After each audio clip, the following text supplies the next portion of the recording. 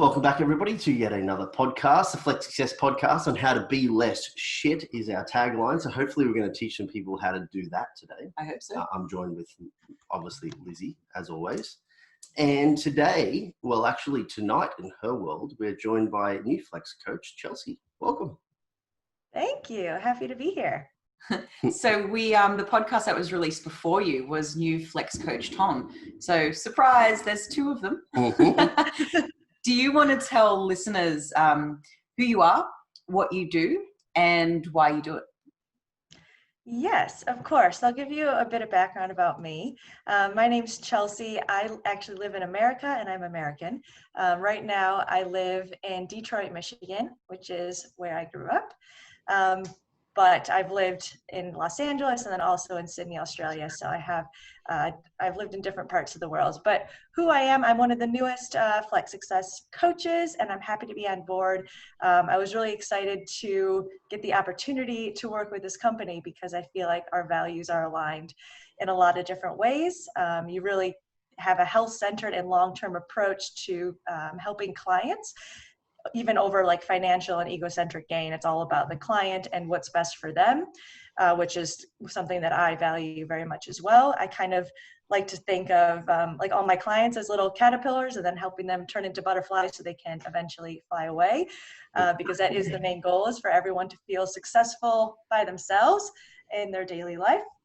I do this because I feel like this is what I'm passionate about. I went to college at Michigan State University, actually, for marketing about 10 years ago.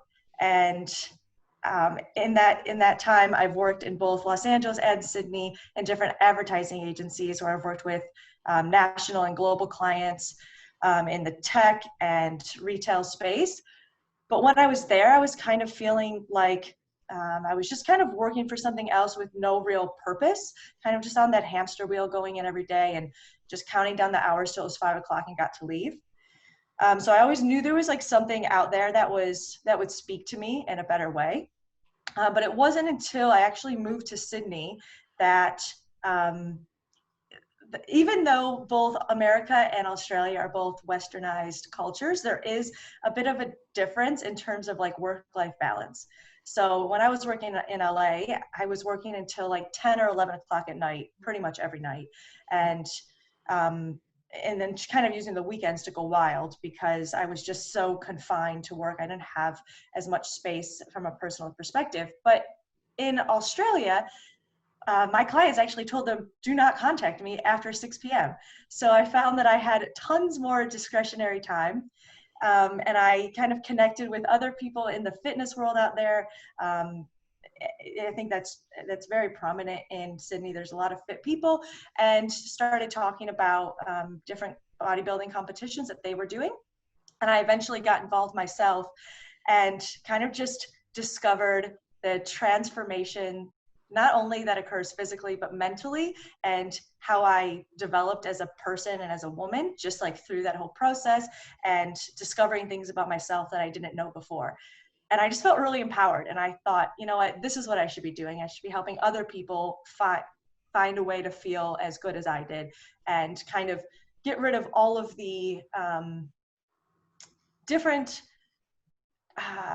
potentially not correct thought patterns that the media throws at us that as just general population kind of soak up and kind of believe these different diet strategies or 6 weeks to abs. And I think after going through the process myself, that first time, everything just kind of clicked for me. And I just wanted to kind of share what I've learned and then build upon that knowledge. So after that, I quit my career that I had worked so hard for and decided to become a student again and start over. And so now I've been working as a personal trainer and nutrition coach for the past few years back in America, and I love it. I feel a lot of purpose from it, and I think, you know, nothing makes me happier when other people start to understand the real transformative magic of nailing their nutrition and training. I love the metaphor that you gave with turning your clients from caterpillars to butterflies. And I've never really thought of it like that, but that's a beautiful way to think about it. Except for the fact that Liz doesn't like butterflies. I actually don't.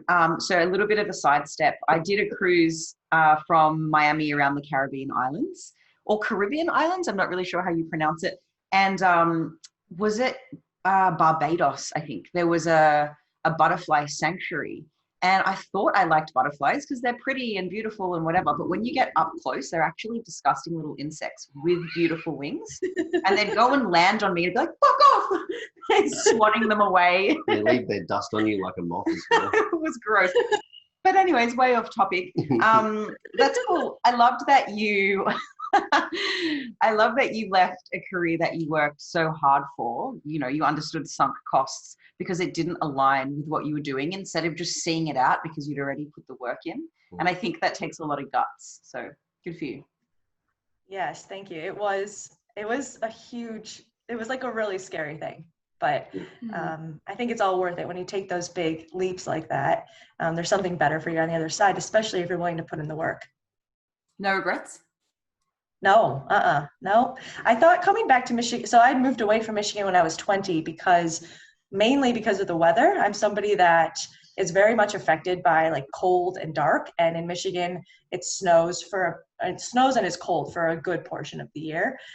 But I think when I moved away originally, I was almost just like running towards a place that I thought was going to be a vacation all the time.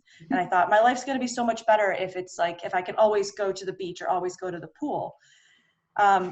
But what I found out was that if I don't like what I'm doing for the majority of the week, it doesn't matter what I'm doing on the 2 days of the weekend. It's more of like, it was more stressful just to actually enjoy my life for 2 days. Whereas now I don't really feel like I'm working because I enjoy so much of it. So it's much better. So the winters are still quite tough, but there's more upsides to doing what you love rather than where you live.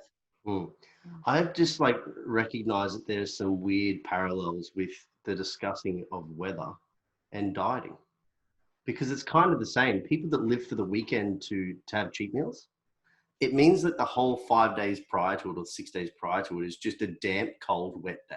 And they can't, when they unleash and go wild. Yeah, and then it just as the circle continues, and they're never really that happy with the entire process. It's just they get a momentary sense of satisfaction that is then completely stomped by terrible weather for the rest of the week. I never thought of it like that. Yeah, and then seasonally, like if you have a really good understanding of nutrition, although you know there's going to be moments of winter, e.g. dieting, it's not so bad because you have a good grasp on all of the stuff that you manage, the variables of food choice and flexibility and understanding nutrition and all that. And as you were explaining Michigan, I'm like, that sounds like dieting to me. There you go. So, yeah, that's very true. Now talk us through, because you mentioned in Sydney, that's when you started getting involved in competitions, like physique competitions. Tell us how the preparation phase or the dieting looks different than your first time round as it does now as a seasoned competitor. Oh, goodness. I think I did everything wrong that first time, but I'm glad I did because I learned so much from it. I didn't even realize that there were coaches, to be honest. Like I was so out of it. I was very fit all through growing up and very into fitness, but it was more like cardio, boxing and running and things like that. So it wasn't until I came to Australia where I started training. I Googled bikini diet and I followed it to a T. I'm very disciplined. So for 18 weeks, I followed what it said on there down to it said 1/3 cup oats and then in parentheses uncooked, meaning, dry weight. But I thought it meant you had to eat it uncooked. So that's how specific I was. And for 18 weeks, you ate dry oats? Yeah, and it was only a 1/3 cup. So it was, it was just tiny. So I ate it oat by oat. It was just to enjoy it all.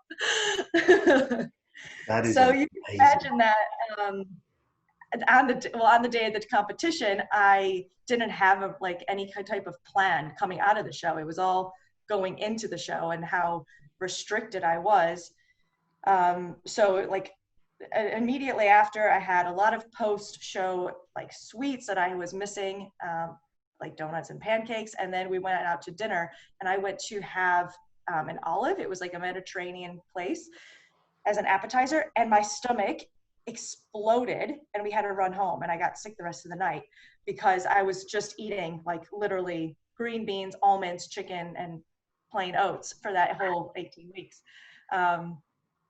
So that was a learning experience. And also just after that competition, I did quite well in the competition. I was happy with how the day went and how I placed and things like that. But since I didn't have a coach, nobody set me up for like, what's next? Like, who cares about this little plastic medal after it? You know, like it means nothing.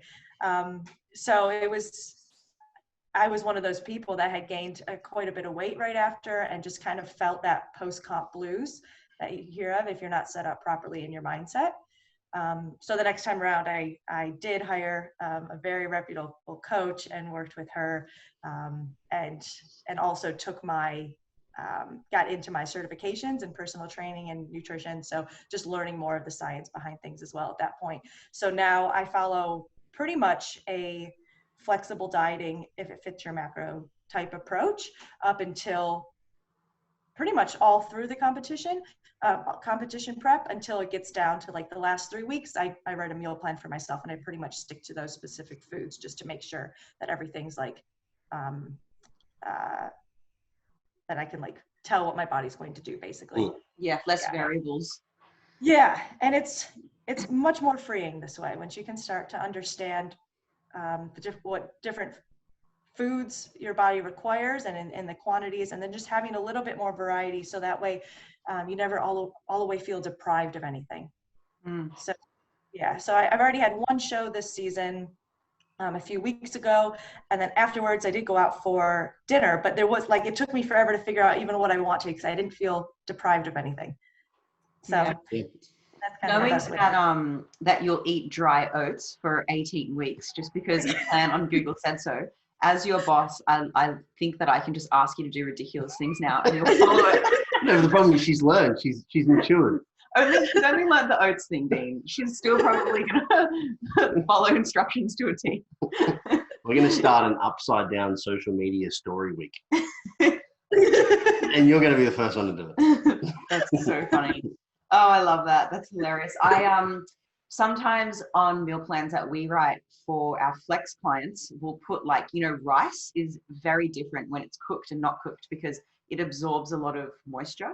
So 100 grams of cooked rice is like 36 grams of carbs, whereas 100 grams of rice at raw weight before it's consumed all the water is what, like 80 carbs? 78, 80, yeah. So on a meal plan, we always write like cooked or uncooked, and depending on how the person likes to food prep.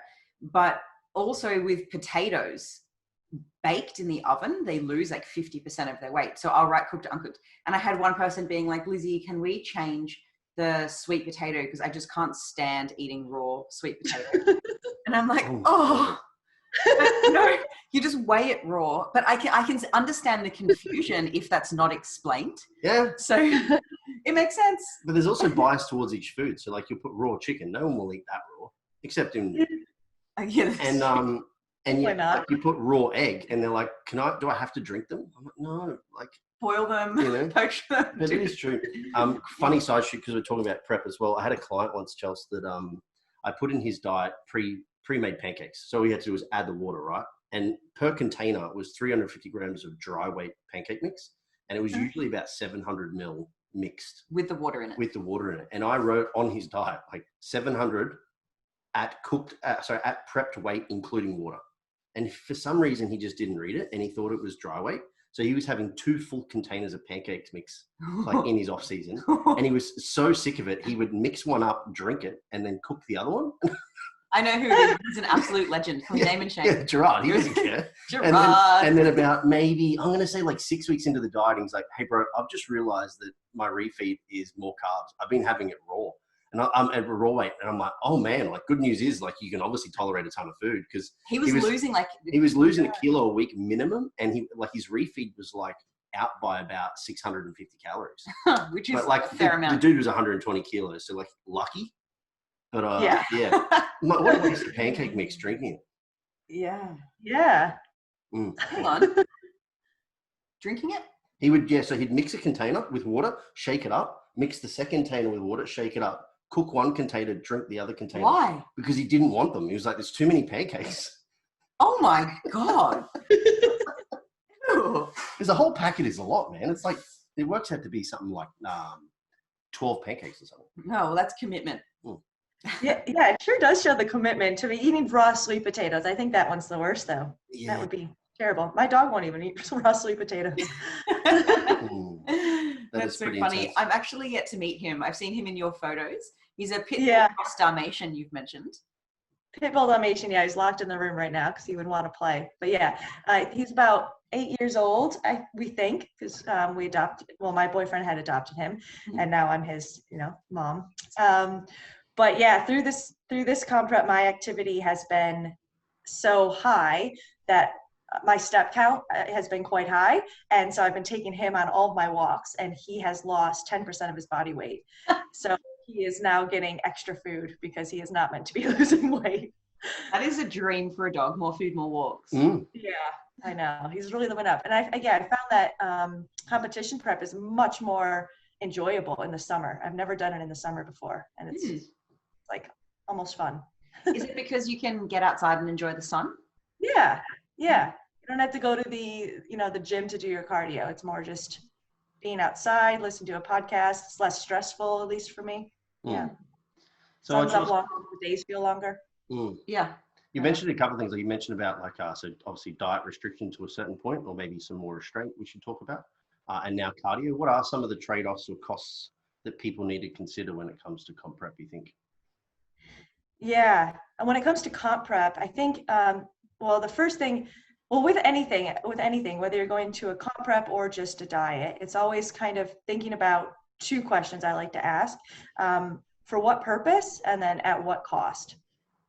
For that what purpose, that's pretty important, because if you don't have a strong reason why you want to put yourself through to embark on a competition prep journey, it's going to be really hard to stick through it when times get tough, and also feel proud and empowered of what you're doing, because you're going to be wanting to stop and kind of feel like you're locked in. So I think just knowing your purpose first off, and then thinking about the trade-offs too that will have to come. So as things become more rigid in any type of diet, there has to be some sacrifices and compromises made. And obviously there's different strategies to do that. But I mean, one that comes to mind for me is your social life. Obviously you can't say yes to things. You have to be much more specific on what you decide how to spend your time and who to spend it with. But obviously there's different ways around it. Instead of going out to eat or having something be food focused, you could meet up somebody for a coffee or a walk, or the movies, or something different, I guess, than just food. But I know in all of our culture, food is just surrounding us. So setting that up first. Some other trade-offs, I guess also just making sure that everybody around you that is important to you kind of understands the purpose that you have, so they can support you, and having that conversation as well. And then, just having to putting more effort into things, right? So spending more time planning out your meals ahead of time, or making time to get your training and your cardio in when you might be dead tired, or have a full day yourself with work and then having to go to the gym after. So all those things are kind of important. And I kind of feel like how you do one thing is how you do everything. So by letting one thing start to slip, everything else starts to slip as you go. So it's better just to keep to your guns and get your daily checklist in of all your actions each day. It's so true, because if people start to say, oh, I'll just miss it this one time, that one time turns into and this other one time, and then that all really accumulates, and then it spills over to, like you said, food prep and stuff like that. And Dean always says that he hates when people says 110%, because it doesn't exist, and all he expects of his clients is 90, 95%. Maybe 97. Maybe 97%. Because if we try and hit everything on the head, and we, don't let anything slide, things happen, and occasionally we miss a thing or two. But if we on purpose or intentionally just this one time let things slide, then, you know, our intended 90% that ends up being 95% actually ends up at like 80. And if you're Karen trying to lose 5 kilos, that may be fine. But if you're Chelsea trying to smoke a competition with really fierce competitors up there with you, it's just not going to fly. Yeah. I think the biggest difference between like standard diet intervention versus a comp prep in regards to a trade-off is that there's time specificity. And the problem with missing it once is that you don't see the repercussion. And like, if we're talking about life, like you can miss things semi-occasionally on a semi-regular basis, because if the average is 80%, you'll get a pretty good result. But in comp prep, where you're asking yourself to go well beyond what your body wants to do, that one time done repetitively, all of a sudden becomes like a really big deal because of because the time point that you have is so short. But you just don't notice those little mistakes until they accumulate over that short period of time. And then you're like, oh, I actually missed the mark by about 5%. And like that 5% looks huge on stage, which is a really difficult thing to do. I wonder if it can also haunt a competitor, because Chelsea, you did really well in your competition. You came third. And there's some really bad sports that are like, fucking judging was unfair and this and that. But you took it like a legend. And I wonder if how much of that came down to knowing that you did everything you needed to do. And you didn't have those moments of, oh, if only I didn't skip that training session or didn't have this cheat meal or whatever. You just knew that you did everything you could do and the result was the result, which was still a good one, by the way. So congratulations. Yeah. I mean, at the end of the day, this is a subjective sport. What I see, what my mom saw on stage is not necessarily what the judges are looking for. But if you're, you know, if you're proud of the package that you're bringing to stage, and yeah, like you said, like that you did everything that you could, never missed, always planned ahead, and gave it 100% effort, then I mean, at the end of the day, it's just someone's opinion, and you can try again. The stage is always there.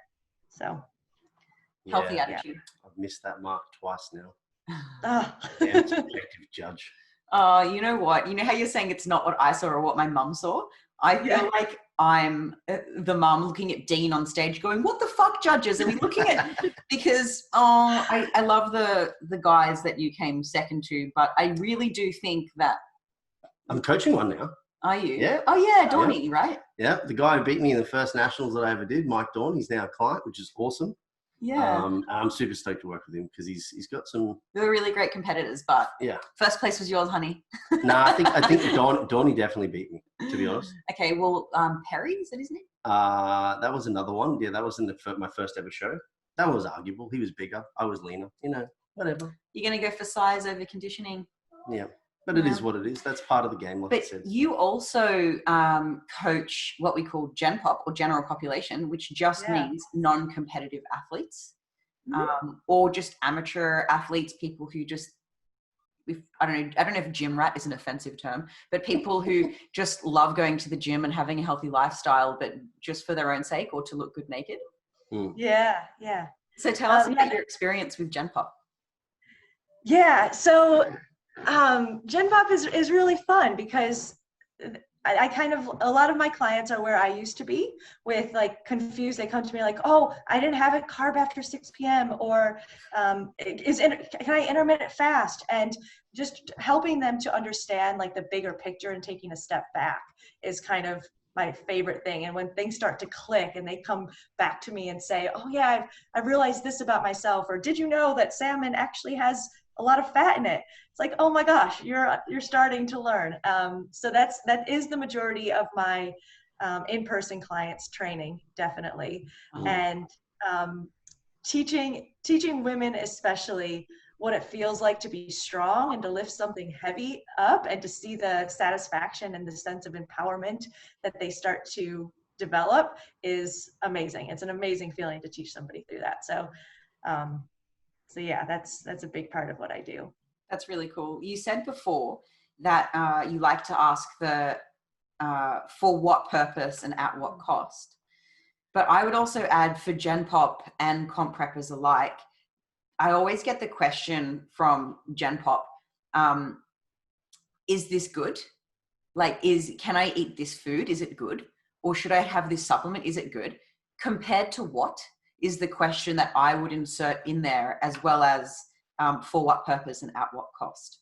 Because for Gen Pop, they seem to, and probably athletes too, think of things as good and bad. Good food, bad food, good for weight loss, bad for weight loss, stuff like that. But no food outside of rat poison is good or bad. Only diets are. We need to consider everything. No exercise really is good or bad. It's just like compared to what.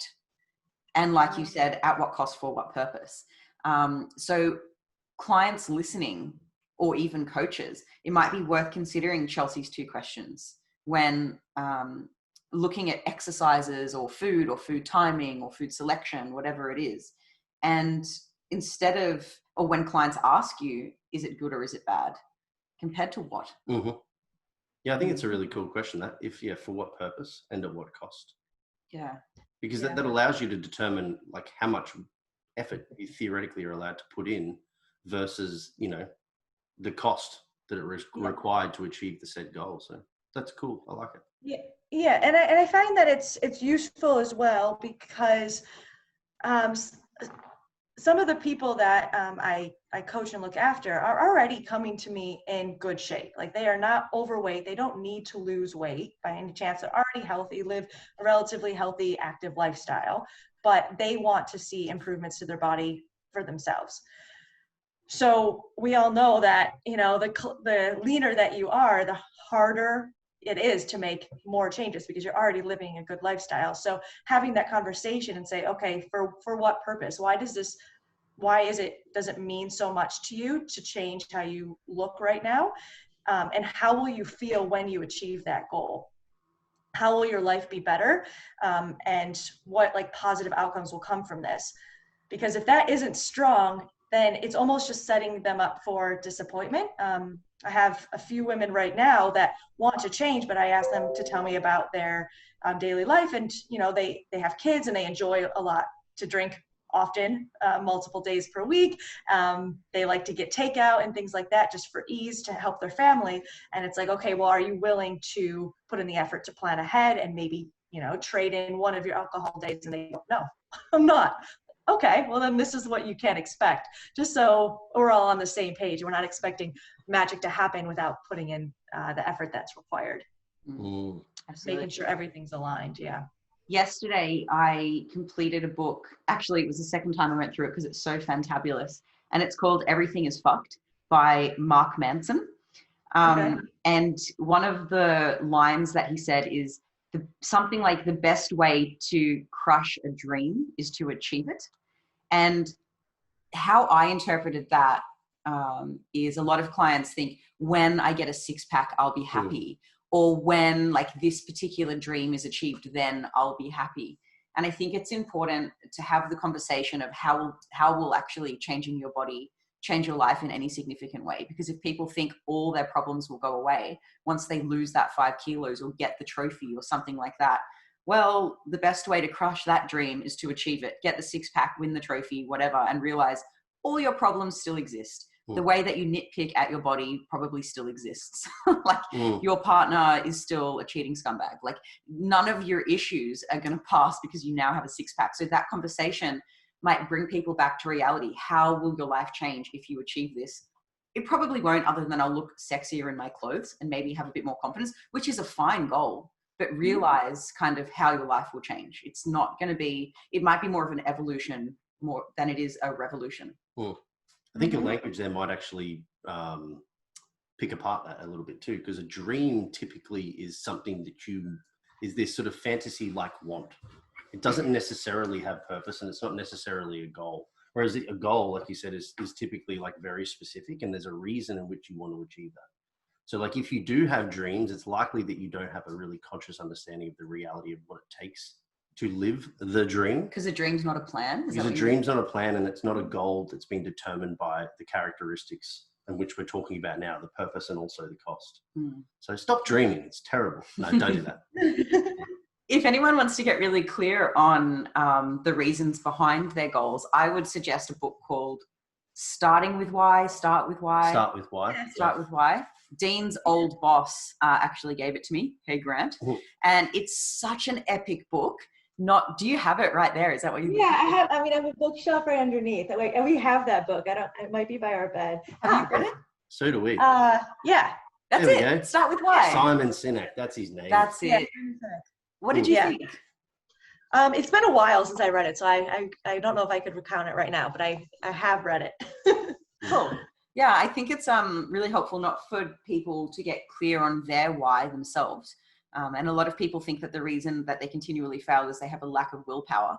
I think that might be an ingredient in failure, perhaps, but I think a lot of it comes down to not getting clear on why it's so important to you. So when you're saying yes to a whole pizza, what are you saying no to? And when you have a really clear understanding of, I'm saying no to, I don't know, staying active in my older age and playing with my grandkids, or not losing my leg to diabetes. Like you're saying yes to pizza, but no to your own health. And when they're really clear, it's really clear what action you should be taking. But when it's foggy and you don't have a clear why, it's easy to slip up.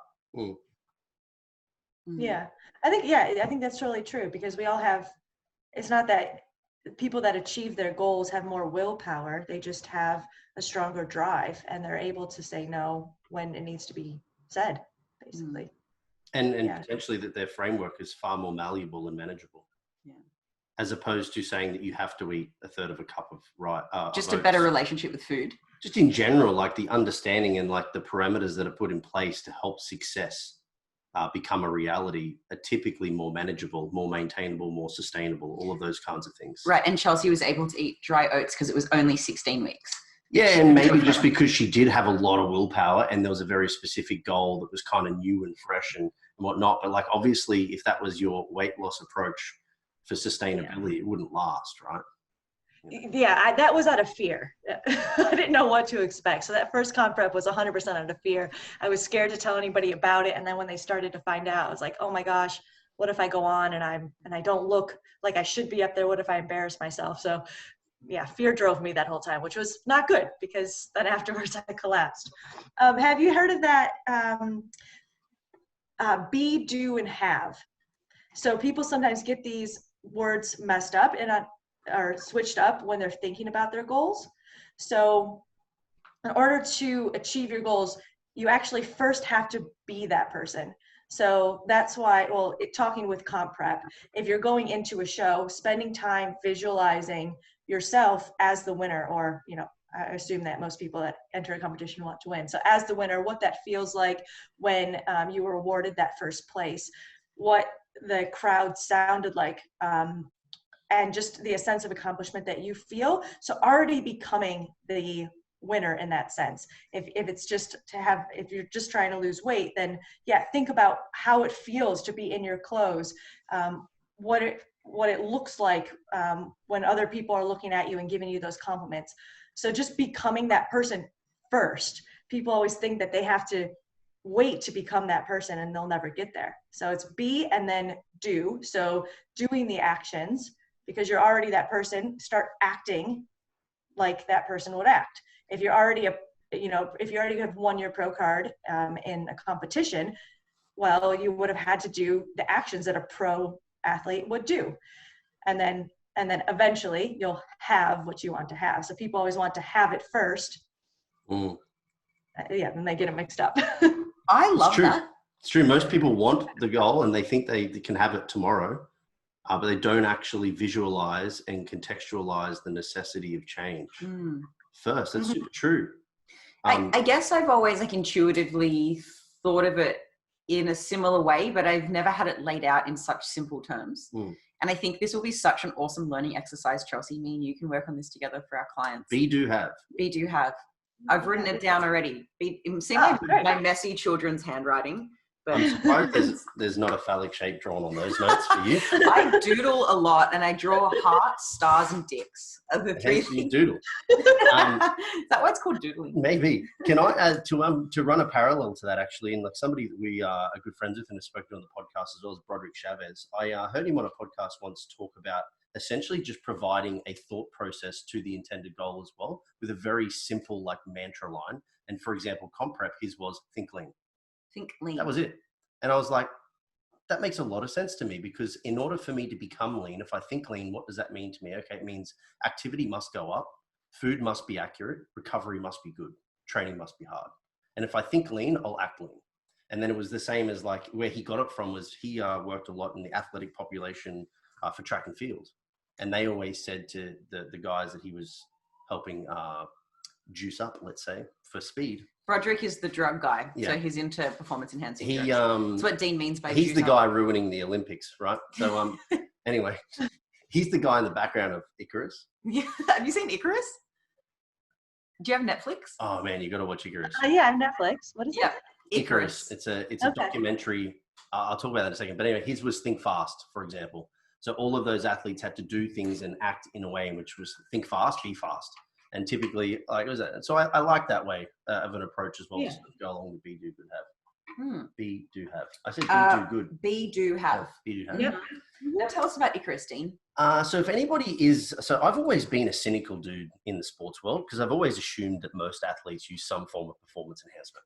Now my bias obviously supports that now that I compete in a federation that doesn't test for performance enhancing drugs. So we've got to acknowledge that. I think there's an anabolics book in the background here somewhere.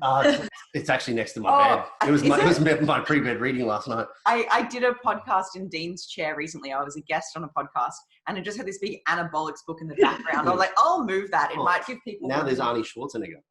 But anyway. Encyclopedia of bodybuilding. But so Icarus is about a fella who is typically he creates movies and docuseries and stuff like that. And he was also an amateur cyclist. And he wanted to compete in the biggest amateur cyclist competition in the world that's considered the most toughest. And it comes... The most toughest, yeah. And it goes along some of the Tour de France routes and all the rest of it. And he says, I'm going to do it natural. And then I'm going to drug myself for 12 months. And I'm going to have all the people help me. So he had an exercise physiologist, strength coach, and he had a drug coach. And then I'm going to go back to this competition and I'm going to see how well I can do because I know all of the top guys are drugged up to the gills. Anyway, long story short, he starts off doing that. Natty. And no, he starts off doing that process of doing it natty, then gearing himself, speaking to the relevant doctors, getting the appropriate people. And the doctor that he ends up, or the person he ends up getting drug advice from is the head scientist of the WADA lab out of Russia. And he's in there like, yeah, man, his name's Grigory. Just explain what WADA is for people. So World Anti-Doping Association. So they should be against drugs, anti-doping. So they have a whole bunch of like chemists and scientists inside labs trying to find tests to determine like whether or not there's certain metabolites in there that they've cheated with, urine tests, blood tests, you name it. So they're the institution in charge of making sure that sports stay clean, drug-free. Yeah. And he's the head scientist of the Russian lab. He's famously known for creating the drug Turinabol, which was the drug that all Russians got found being dodgy to. But he's also famous for creating the test that found the metabolite of Turinabol to prove drug use. So he kind of played both fields. Like, look, we found this drug, but prior to that, they were using that drug. Genius. So he ends up doing a whole bunch of consults with this American fella, and he's now telling him how to take drugs and beat the test as a WADA official. And in the midst of this, that's when the Russian Olympic Committee got absolutely done over for all of their drug doping. And because of the level that this Grigory Kachenkov, I think his last name was at, he was like, I think I'm going to get killed by the Russian mafia because they know that I know everything. Can you please help me? And he ships him off to America. And then instead of it being a documentary about this American guy doing a cyclist competition natty and now geared and then looking at the differences, the benefits, the costs and benefits and all the rest of it, it actually becomes a documentary about the Russian doping scandal.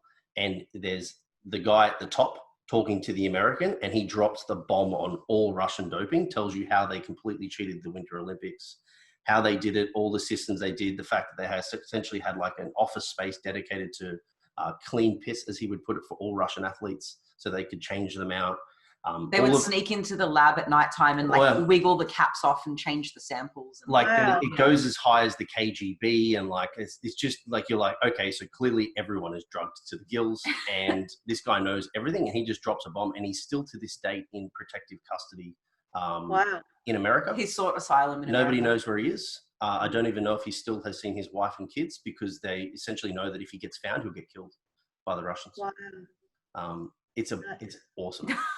It sounds like something I want to watch, but that's crazy. Side note to lighten the mood, the head honcho for WADA or the Olympics, I can't remember, either the American WADA guy or the Olympic Committee. Now, WADA was created by the Olympics, so it's kind of a self-serving prophecy too there, and that they can kind of control who and what gets done.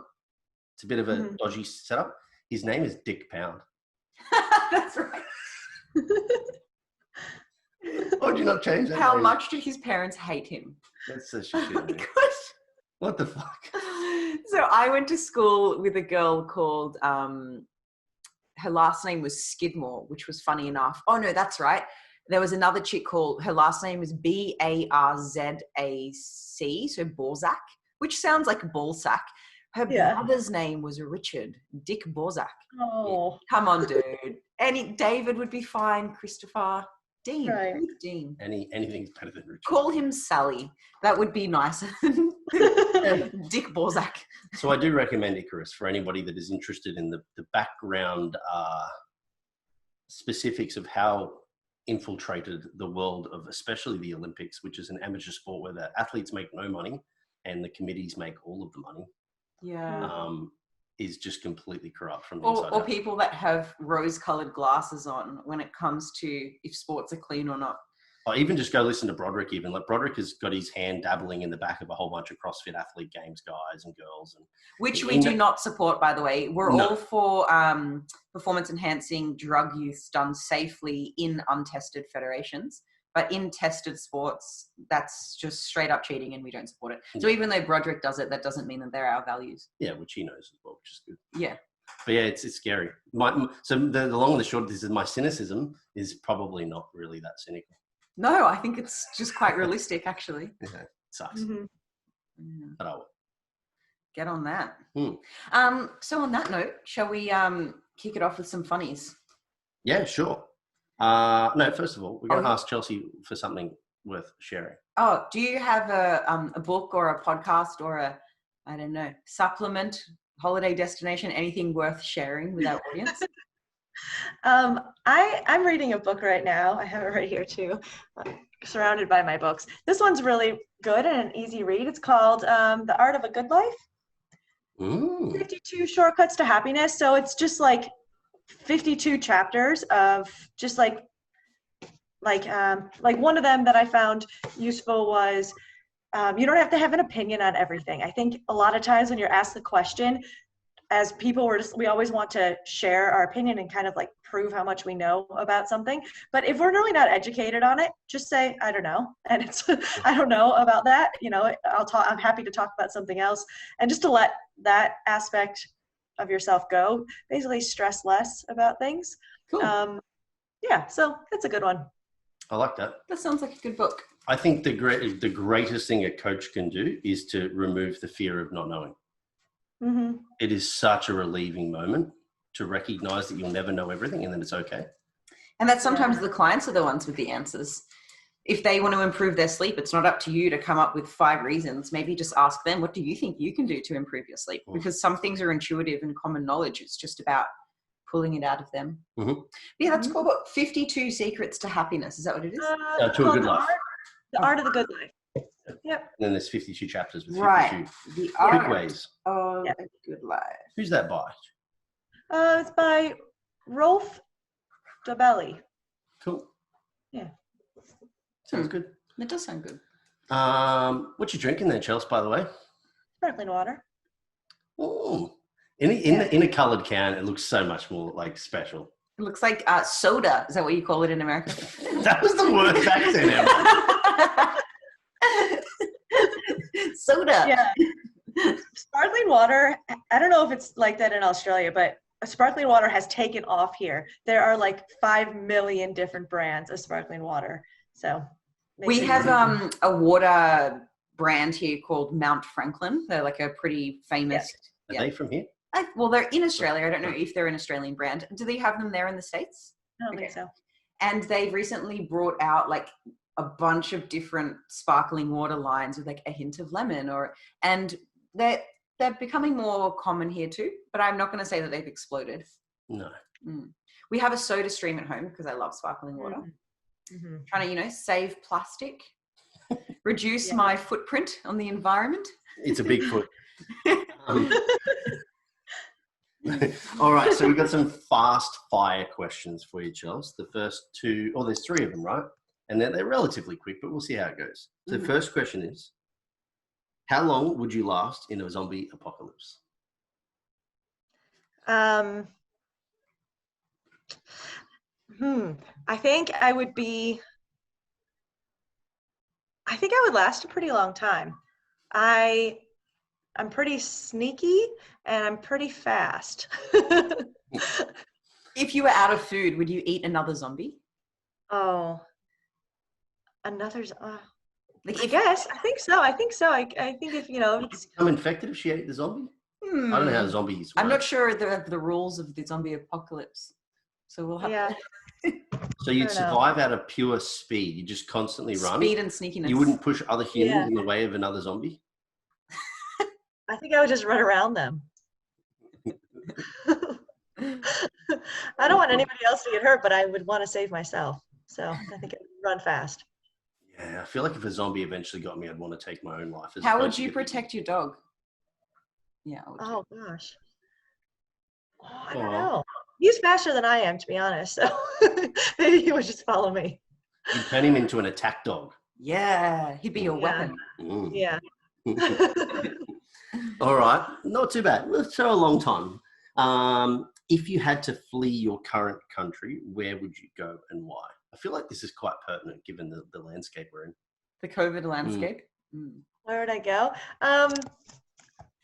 I mean, I would love to come back to Australia. So the current landscape, they won't let us in for a long time. I don't think anybody will let Americans in for a long time, what I'm reading.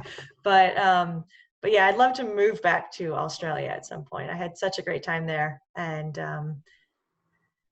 so that's where I would go. Did you only see Sydney, mainly? No, I traveled around. I went to the Gold Coast a few times, Melbourne. I never made it to Perth. But yeah, even Tasmania I went to. So yeah, I saw most of it. Most Australians have not made it to Perth. No, that's true. I've been to Perth. Yeah, I did a road trip. But anyways, I love how you say Melbourne as an American instead of Melbourne. Well, it depends where they're from in America too. I don't know, but it gets under it's one of those things like when people say like vitamins, I'm like, it's clearly vitamins. So appreciating the pronunciation of Melbourne. Well, I think it's different when you live somewhere. Like you want to fit into the people that live there. So I started saying like different words that I usually wouldn't say, like car park or the lift instead of the elevator, or even like certain phrases that Australians say. One of my favorite phrases that Australians say is just when you say things like, it's been a while, but like good as, like you always just leave the as and you don't compare it to anything. So it kind of takes the pressure off. You don't have to think about good as what or hot as what. It's just hot as. Did you ever use the term Bob's your uncle? No. You understand it? I've heard it. So I said it, so at Flex Success, we have a private group just for coaches and clients. And I said something, Bob's your uncle, meaning like, I don't know, and that's all you have to do or something like, how would you describe Bob's your uncle? No, that. Yeah. And like, that's it. And I have an American client from Florida now living in Texas. Hi, Will. And he was like, who's Bob? What do you mean? I'm like, oh. And where is his uncle? That is true. We do. It's hot as, and it doesn't mean it's hot as anything. It just means it's really hot.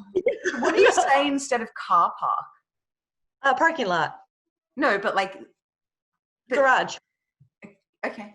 Yeah, we used to say garage. Yeah, but exactly. You say it with different syllables. Yeah. Or like emphasis on different syllables, like garage instead of garage. So yeah, when I was there, I started saying things like that, which made me fit in more over there. But coming back here, people are like, what are you saying? I'm going to spell a word to you, Chelsea, and I want to see if you can pick this up for your pronunciation. Pergola. Perg. I never heard of that word. Oh no, write it down. Right, You'll know the word, but write it, because if we say it to you, then we're ruining it. Yeah, it's one that I always hear like on American home renovations shows. Pergola. And I'm like, what the hell? I don't think I ever heard that. Pergola. I never heard of that word. Oh, you kind of said it like us. All Pergola. right. Okay, so in American TV shows, they say pergola. And I was like, what is a pergola? We say pergola, which is sort of like a balcony, or like a balcony on the first floor of your house. Oh. Like and usually also has a pergola is a roofed outdoor area. Yeah, like an undercover outdoor area. Okay. Well, I learned something new there. There you go. Well, it seems like pergolas or pergolas aren't even that common. There you go. They're actually pretty common in Australia, obviously. Cilantro? Yeah, cilantro. Yeah, cilantro, we would say, yeah. But we don't even say that. It's what's her name? Coriander. Coriander. Yeah. Oh yeah. How different we are. One of my we always had like tickets available at our work a lot of times, like sporting tickets. Oh, yeah. And then the first email that my boss had written to our team, it was like first in, best dressed. Like, what does this mean? So I had asked, like, do I have to show up in a dress tomorrow to get the ticket? I don't understand. I thought that would have just been a universal saying. Yeah, me too. I didn't realize that was a thing here. First in, best dressed. First in, first served. Yeah. Oh yeah, that's an obvious one. All right, what else have you got for Miss Chelsea? All right, we have two options for a would you rather to wrap this up, and I'm going to let Liz choose. There's just two, so she's going to go for the lucky one. Oh. Would you rather A, be forced to wear wet socks for the rest of your life, or only be allowed to wash your hair once a year? Oh. That's an easy one as a dude.